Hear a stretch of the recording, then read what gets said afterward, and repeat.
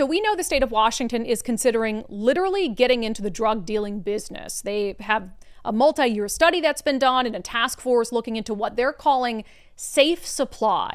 Not a surprise that people who actually work with drug addicts think this is a really bad idea. This segment is brought to you in partnership with our friends over at Future 42.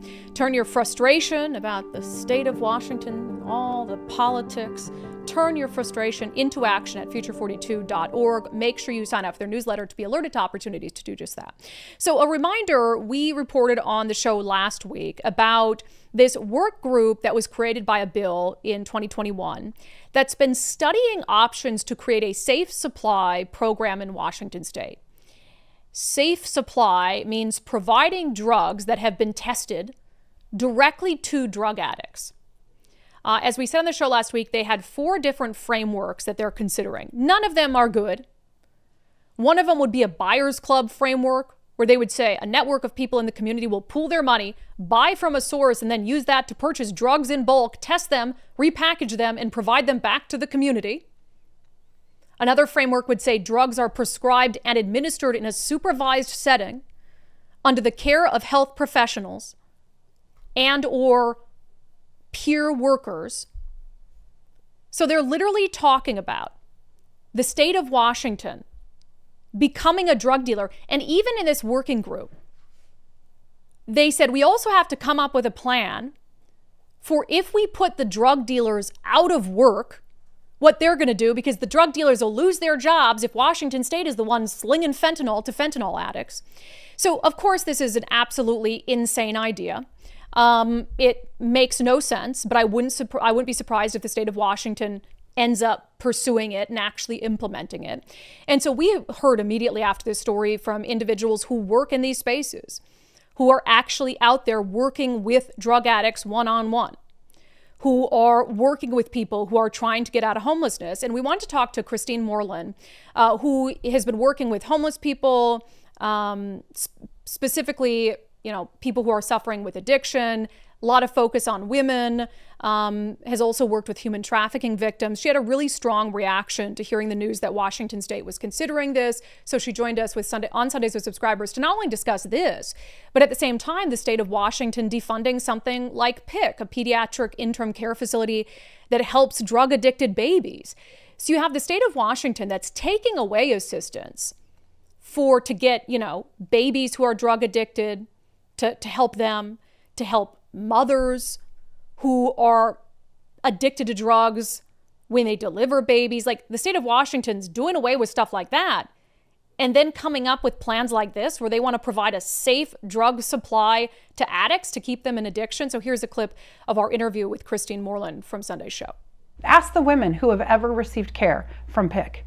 They know their baby's somewhere safe. They know it's being rocked and loved, and they can be in treatment and not even think twice about it. And then they don't have to go out and worry that CPS is going to take their child. Yeah. Come on, guys. Wow. Have you tried to express that to somebody? Sorry. No, I mean, you can tell,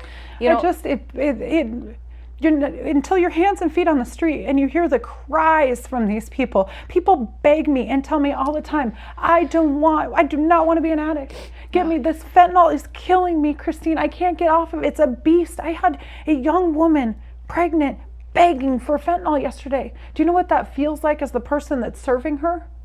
All I'm doing is begging God to take those chains off that woman so that we can help her get recovery and get those next steps. This is real. We're in the trenches. This isn't fake news. This is real stuff. And we're going to continue to perpetuate this harm to a place that there is going to be zero opportunity for healing. And now can you imagine that woman going to a state-run facility and having them hand her drugs while she's pregnant? No.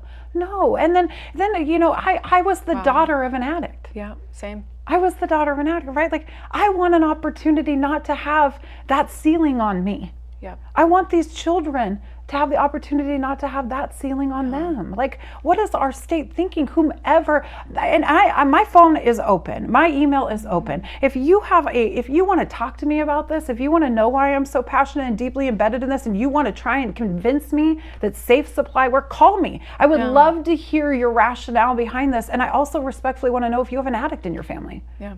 Tell me, is someone an addict? Yeah. Do you have to look at the face of these kids every day on these streets? No.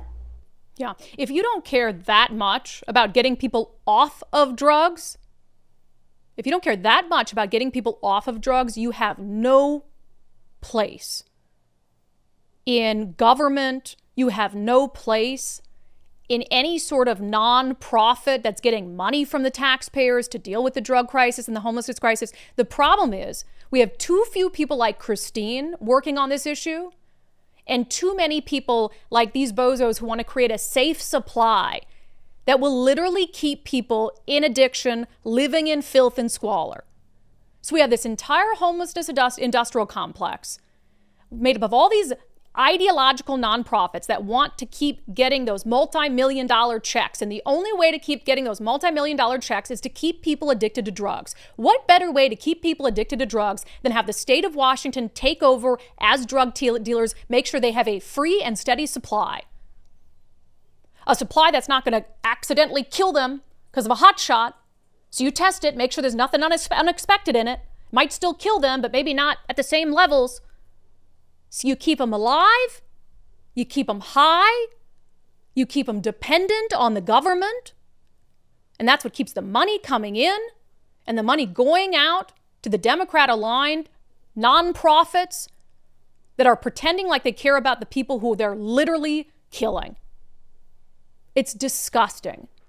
It's disgusting. And you listen to someone like Christine, who's just emotional at the idea that some of these people she works with day in and day out to do everything in her power to get them off drugs would be able to one day walk into a government-run clinic and have those drugs given to them in a prescription bottle. If you're not as passionate as Christine, you do not belong in any space where they're, quote unquote, helping the homeless or where they're, quote unquote, helping addicts. And the problem is, though, people like Christine are vilified. Like with Andrea Suarez and We Heart Seattle. Anyone who's actually willing to say that it's not okay to have these people continue to be addicted to drugs, that we have to do something and there has to be a little tough love, they're vilified.